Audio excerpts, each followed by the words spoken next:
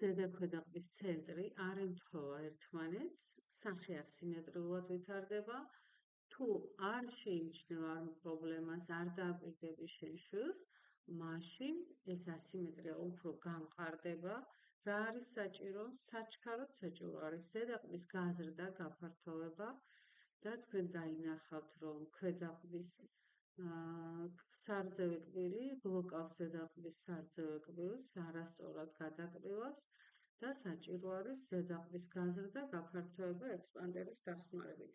როგორც კი ექსპანდერის დახმარებით ზედაყბა გავზარდეთ, ეგრევე ვხედავთ, რომ უკვე ზედაკბილის ეშვი გადმოկბილავს ქვედა ეშვს, რაც ნორმა არის, ასეც უნდა ყოფილიყო თავიდანვე, მაგრამ რადგან თავისით არ გაიზარდა ზედაყბა, ამიტომ ჩვენ ის გავზარდეთ ექსპანდერის დახმარებით და საბოლოოდ მივიღეთ აი ასეთი იდეალური ცენტრი, იდეალური კონტაქტები, რაშიც დავიხმარიეთ დამატებითი ბჟენი და პაციენტის მკურნალობას დაჭირდა დაახლოებით 1 წელი და ვაკვირდებით, რომ ეს ცენტრი იყოს შენარჩუნებული. აი საწყის იმ მდგომარეობა, როდესაც ცენტრი არ ემთხვეოდა, ზედაყბა შევიწროებული იყო, ქვედა სარძევე ეშვი გადმოկბილავდა ზედა სარძევე ეშვს და ახლა ვნახავთ უკვე გასწორებული ვარიანტი, ზედაქვედაყბის ცენტრი ემთხვევა ერთმანეთს, ზედაყბის ეშვი გადმოկბილავს ქვედაყბის ეშვს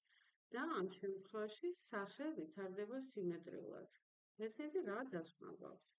დავკვირდით თქვენ შვილებს, დროულად აღმოაჩინეთ, ხომ არ აქვს ზედაყბის შევიწროება და ხომ არ არის ყბა გადანაცვლებული გვერდით და თუ ეს ასე არის, სასწრაფოდ ჩაუტარეთ ზედაყბის გაფართოება, რაც უფრო პატარა სახში ჩაუტარებთ, მით უფრო მარტივია შედეგის მიღება და მით უფრო ნაკლებ დროში მიიღება კარგი შედეგი. გელოდებთ კონსულტაციაზე.